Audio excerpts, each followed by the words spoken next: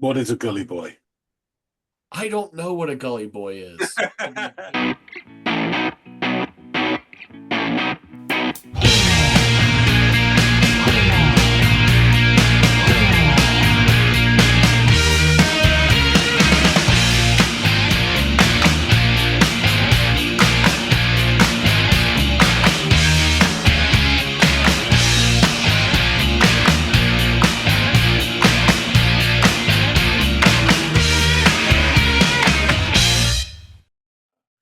Hey, everybody, and welcome to another episode of That's Audiophiles. My name's John. His name is Andy. Mhm. Our one source of energy, the ultimate discovery. Electric blue for me, nevermore to be free. More on that later. But first, we've got a track to listen today, brought to us by brother Andy. What have you got in your bag of tricks today? The Bag of Tricks is a band called Gully Boys, and a track by them called Neopet Graveyard, and it is performed on Audiotree. So it's a live performance. We've seen some Audiotree stuff. They do a really good job over there at Audiotree. So grab a branch, perch in it, and give this thing a go. And let me know what you think of Gully Boys and Neopet Graveyard, John. Yeah, we'll do.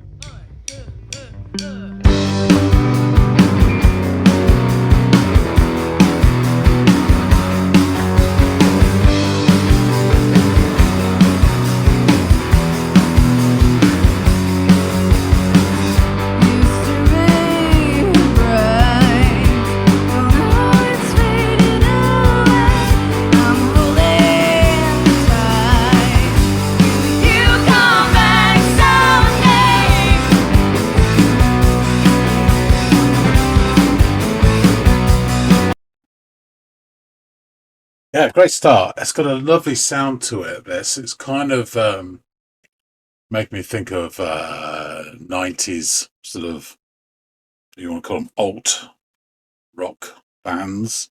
Yeah, it's really sort of simple sound, but it just sounds great. The guitar, especially. Um, Excuse me. I like the singer coming in. She's got a decent voice, and then when the other harmonies kick in as well, it sounds really good. Drummer's got a great look. I think I spotted. Was it like orange slice, or I'm just imagining that. I was just thinking Stone Roses and the lemon slices, but it probably isn't.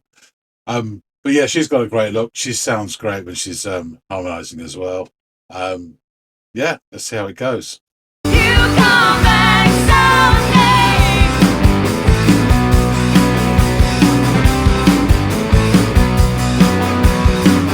This photo's mine. Now it's faded away.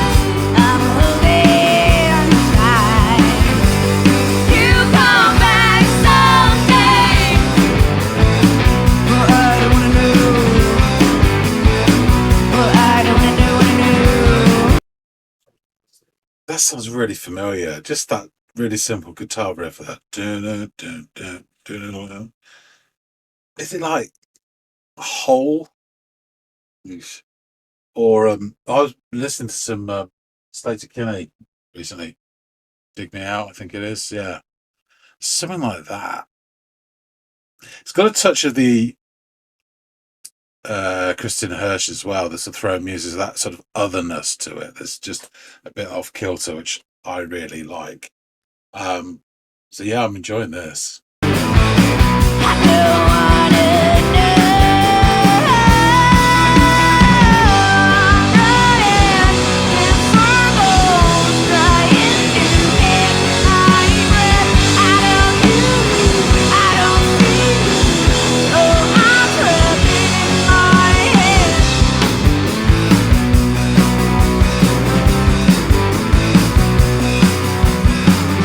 Used to be bright. Well, now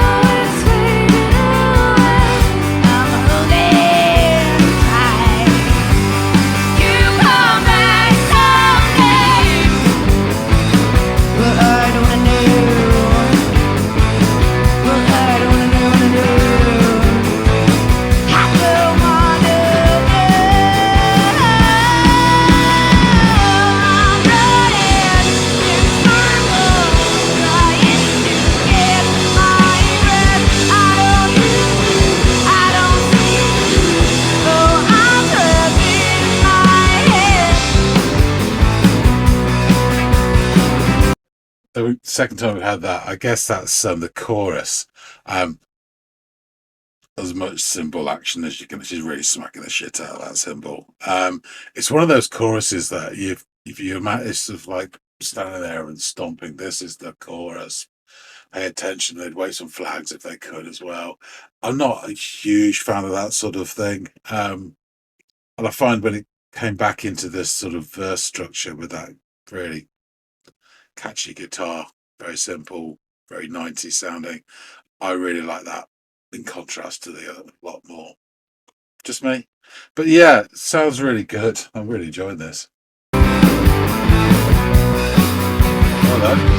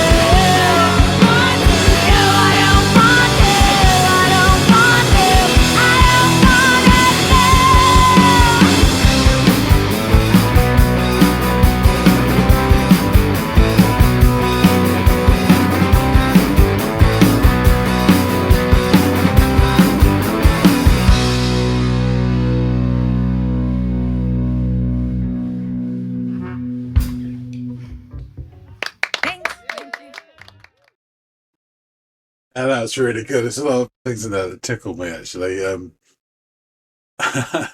Well, just right at the end there when they finished, it almost looks a bit sheepish, and it shouldn't do because that was a really good performance, and the energy built throughout it as well. Um, yeah, I liked the bass player coming in. She had that. It's a pretty voice and it's quite a fragile voice, but because of that, it was quite beguiling. I really liked it, and the way it was almost like a sort of breakdown, and she just came with this, little sparrow-like voice, but then it built and built to a crescendo, and the drum was smacking the shit out of stuff.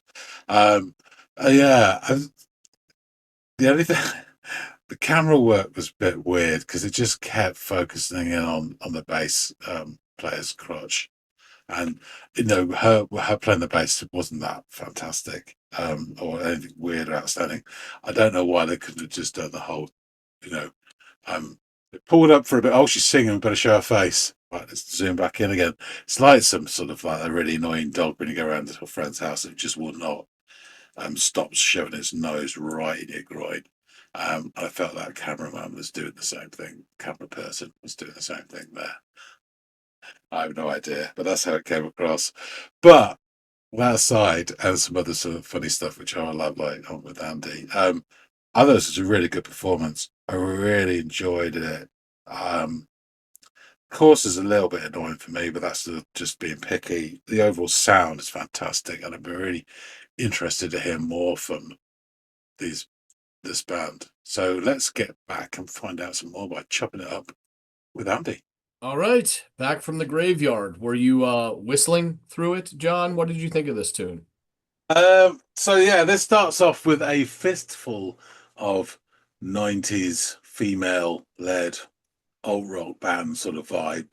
Yeah. Breeders, Belly, Veruca Salt, even a bit of Hole. Celebrity Skin sort of era Oh wise. yeah, yeah. But there is something in that lead guitar in particular that's playing that has a bit of that early Kristen Hirsch sort of, Throw Muses vibe. And even more actually as I listened to it, Slater Kinney, Dig Me Out period, which I was listening to just the other day, actually.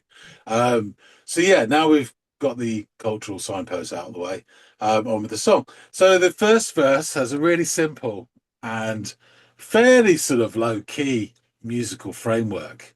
Um, and the singer begins with the line something like, "It used to be bright, but now it's faded away. I'm holding tight till you come back someday." I reckon something pretty close to that anyway. Mm-hmm.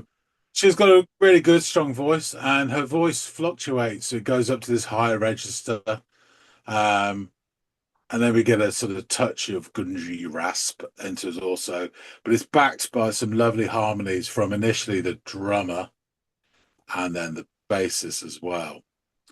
I think I said in the reaction, I thought for a minute, I could be right, I doubt it, but I thought the drum had a really nice look, and it looked like she had earrings that looked like a slice of lemon, which Mm-hmm. made me think of Stone Roses, but it probably wasn't. But anyway, I can get out of my head after that. So yeah, there's something very, very familiar about that sort of guitar. I wouldn't call it, it's not even a riff, that guitar part that sort of keeps going. Really nice. And I swear I've heard it before, but I couldn't think where. It was just something very similar. Anyway, they kind of then repeat after that's a little guitar-y bit. It's very short, and then they repeat it again, or something very similar to those opening lines. And I'm really liking that simple guitar phrasing that's again really right out of the 90s. Yeah. It could almost be like something from early Breeders like the Pod album, because kind of that's stripped back a little bit. The singer then repeats that she doesn't want to know. The last of which has got the most Valley Girl vocal fry to it. I'm undecided whether this annoys me or not. I'm on the fence. Um, and then we go into what I think is the chorus, which is confirmed later it is. So we get huge splash action from the drummer, smacking that cymbal. And it's one of those stompy choruses where it's kind of like bam, bam, bam, sort of done for effect, and melodically it doesn't really carry much apart from the vocal melody. And if they could, they'd all be waving flags saying this is the chorus. It's one of those where I don't think it has, for me, it doesn't have the impact for me that they intended. So it kind of misses a little bit. I don't dislike it. I just don't think it does what they think it would do as a big chorus. So anyway, I catch something about running in circles and also catching breath. I do get slightly distracted by the guitarist, who it seems has got, unfortunately, just stepped on some particularly sticky chewing gum on the floor, and she keeps moving that leg up and down. She also sometimes, at certain angles, reminds me of a Cara Delevingne as well, which is again distracting. Anyway, I'm being a little bit picky about the chorus because actually it's all good stuff. As I'm reminded when we exit the chorus and go back into that simple guitar part again. We cycle through the brief verse, the don't want to knows again, and then back into the chorus. And I appreciate the singer does have really good voice, and when she gives it some welly, it really hits. Yeah. And I prefer all those bits to the when she puts a sort of character to it. And I know why she's doing all that. It's just that for me isn't really, whereas the other stuff is. But horses, courses. Of course. After the second time round, suddenly, the bassist wakes up. We find out she's Arya Stark, pre House of Black and White, and and then she delivers a beautiful verse in a voice which is both pretty and fragile, and because of this, quite beguiling, really. And although it seems sort of this sort of like little sparrow voice, coming through, when it's joined by the other voices, it rises up to the crescendo of the whole song, really. Yeah. It gets old Cara on the guitar bouncing like Tigger, and the drums smacking the shit out of the toms as well. It sounds great. Then we go into sort of the singer's belts out her most impassioned pleas not to know. We get one more chorus of what I like to call Cymbal Geddon, Um, and then they finish, and as they finish, they almost look sheepish, which they shouldn't, because this is a really great performance, Yeah. and it's a sound that I really like as well. Um, I would also call out the camera person, operative, who acted like a Randy Labrador. Other breeds of dog are available, with constant crotch shots of the bass player, and then very reluctantly sometimes panning up to show her face when she was singing. It was really odd because she wasn't doing anything, amazing with the bass. It was just, but every time it was straight in there like some Randy retriever, which is really odd because they showed all the other people's, in Right. decent prep. It's just very strange. That aside, yeah, I thought they had a nice dynamic to them as well. And I'd be really interested to hear more of the stuff. I really enjoyed it. As to the song and the meaning, haven't got a Scoobies. I do not know what a Neopet is. I imagine it's some sort of Tamagotchi. Yeah. Uh, but yeah, as to what this all means and their graveyard, etc., no clue. But yeah, I really enjoyed the song. I'm glad you did. I'm glad you did. Yeah, I thought you might. It definitely had a big heaping spoonful of that 90s nostalgia to it, which, we've talked about our Venn diagram before, and that's definitely the crossover section. A good chunk of that is made up of this love for 90s music. So I thought, oh, these guys are pretty new, but the sound is pretty familiar and from a time, 25, 30 years ago. So John will probably dig this. So I'm really glad you did. Let's get into the band. The Gully Boys, originally formed as a trio, are an indie slash alternative rock band based out of Minneapolis, Minnesota. The Gully Boys consist of Kathy Callahan, Nadira McGill, Natalie Clemon, and Mariah Mercedes. Kathy Callahan plays the guitar and is the lead singer. Nadira McGill plays drums and also sings. Natalie Clemon plays drums and sings and is also part of the Stark family household. And Mariah Mercedes joined as the lead guitarist in 2021. So she's the latest member to have joined. Citing influences such as No Doubt, Garbage, and Hole, as you were quick to point out, Gully Boys have crafted a sound that brings new life to nostalgic 90s grunge rock music. The band also draws inspiration from other bands such as Mannequin Pussy, Turnstile, Paramore, and Deep Sea Diver. Callahan, McGill, and Clement each learned how to play their respective instruments for the band, and with much determination and enthusiasm began to play countless shows. I think they all met, or two of them were working or shopping at a thrift shop when this idea unfolded. So just an interesting, organic way for a band to come together. It just kind of made me smile when I read that little factoid about them. They've headlined their own residency at 7th Street Entry and supported other artists such as Soul Asylum, Third Eye Blind, and Hippocampus. They've also toured nationally and internationally. They have since been included on bills such as First Avenue's Best New Bands of 2008 and would have appeared at First Avenue's 50th anniversary and South by Southwest in 2020 and Rock the Garden that same year, if not for COVID. Just as their star was sort of ascending, things were kind of put on hold because the world came to a halt. They released their debut demo album, Not So Brave, which was recorded at the iconic Pachyderm Studio back in the summer of 2018. In the same year, they were named City Page's #1 Best New Band. I think Pachyderm Studio is Nirvana, I think, recorded there, actually. So, their next EP, 2019's Phony, helped them secure a strong following and is it was on a regular rotation on Seattle's KEXP, which we're big fans of, and Minneapolis's The Current, which is kind of their version. I don't know if you've ever seen videos or performances from The Current, but that's sort of the Midwest's KEXP. Worth checking out if you ever see anything slugged from The Current. It's worth scoping out. I don't know if they would allow us to use any of their material, but perhaps I'll test that at some point and see if we can't get some performances from them on here. Inspired by this break in the action during the pandemic, the band started working with Zach Zern at Carpet Booth Studio and added lead guitarist Mariah Mercedes.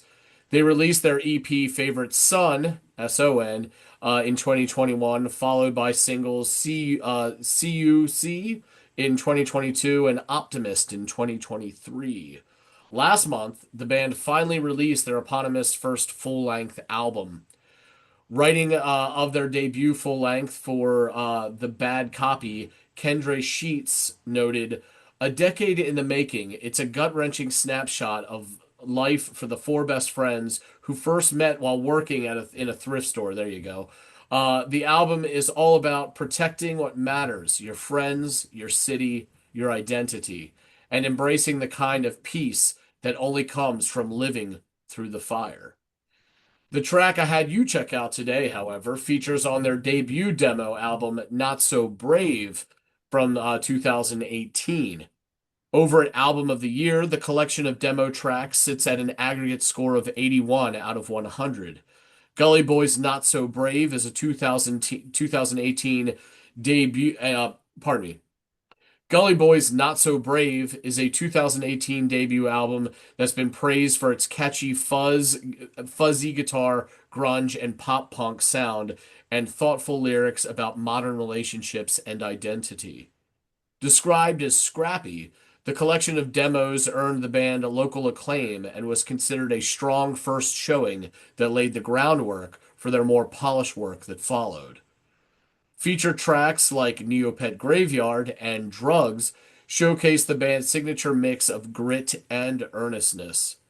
In a 2018 article for The Current entitled Top 89 of 2018 Best Local Artists, author Luke Mills would write, "This year, Minneapolis trio Gully Boys released their debut album, Not So Brave."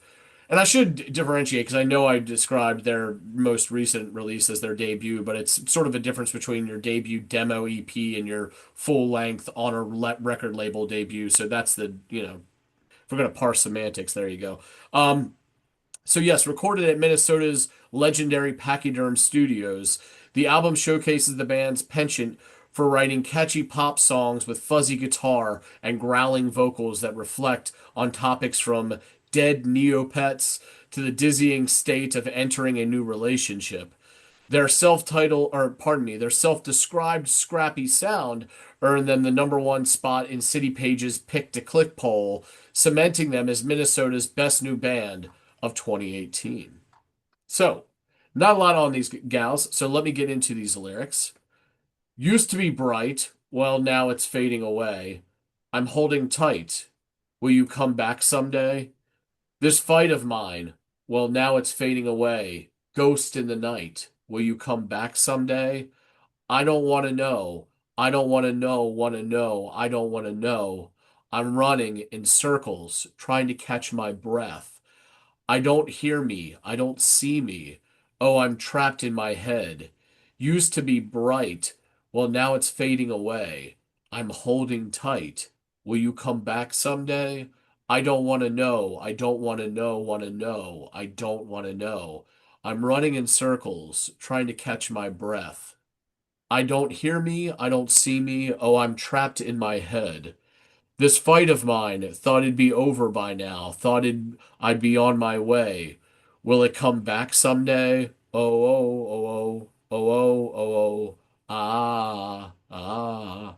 I don't want to know. I don't want to know. Want to know. I don't want to know. I'm running in circles trying to catch my breath. I don't hear me. I don't see me. Oh, I'm trapped in my head. I don't want to. I don't want to. I don't want to. No, I don't want to. I don't want to. I don't want to know. So there you go. Yeah, I don't know what the correlation is between Neopets and their, final resting place and the overall lyrics and meaning of this song. It's an interesting title nonetheless, but it definitely sounds like I don't know, trying to get over a hump or out of a funk that you're perhaps in as a repercussion of what I don't know. A relationship gone sour or this threshold in life where you've got to like grow up and move on.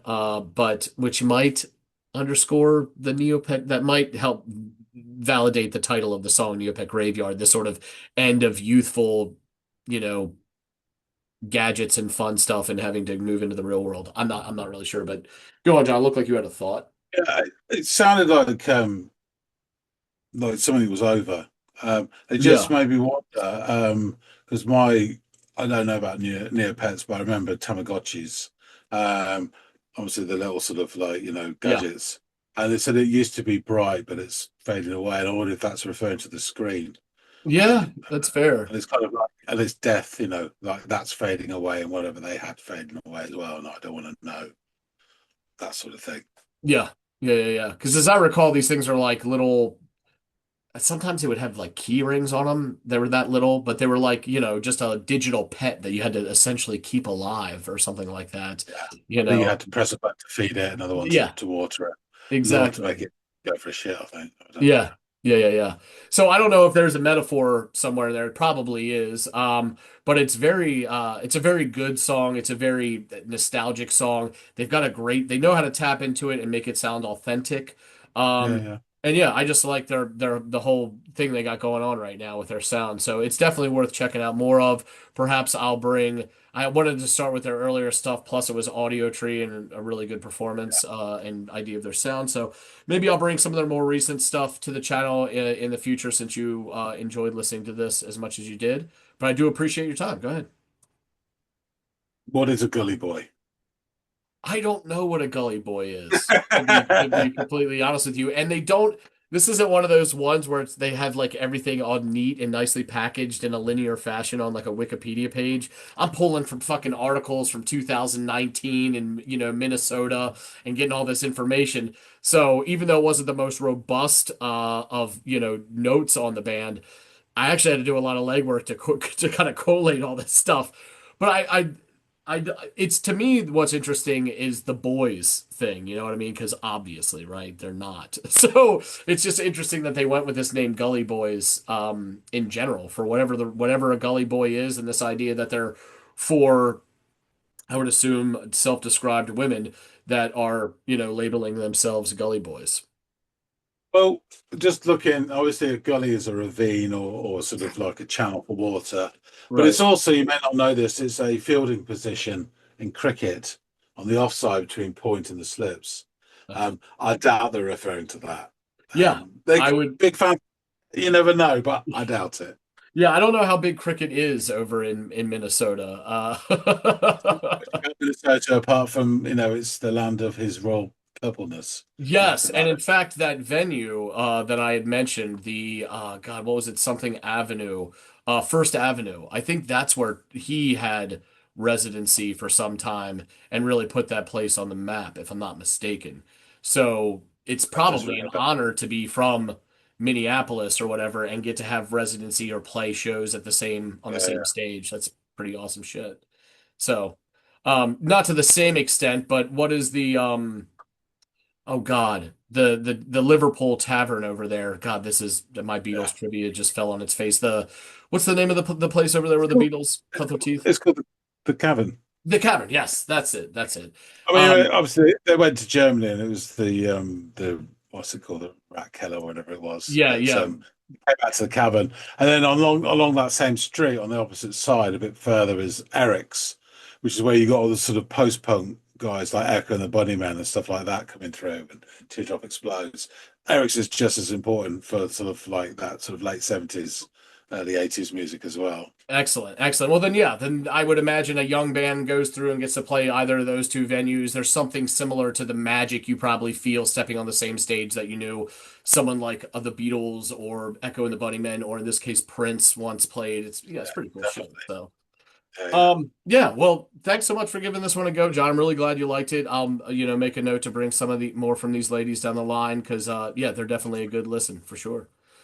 Guys, out there in the listening audience, please let us know what you thought of Gully Boys and this track Neopet Graveyard. If you got that same 90s vibe, let us know. Shout out other bands you may have heard bits of in that.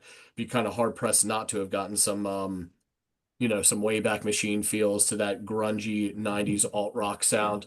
But yeah, would love to hear from you guys. If you have any other suggestions, if you're a fan of Gully Boys and you have song suggestions that we should check out, feel free to drop them down below. I may have heard them, but I'm sure John hasn't. There may even be some that I haven't heard. So I'll be interested to hear more from these guys. So thanks so much. Also, please like, share, and or subscribe if you haven't done any or all of those things. Goes a long way to help us over here at the channel, but it only costs you a couple clicks and seconds. We really do appreciate it. And hopefully John and I will catch all y'all in growing numbers on the next installment of the Audiophiles. We'll see you later, guys.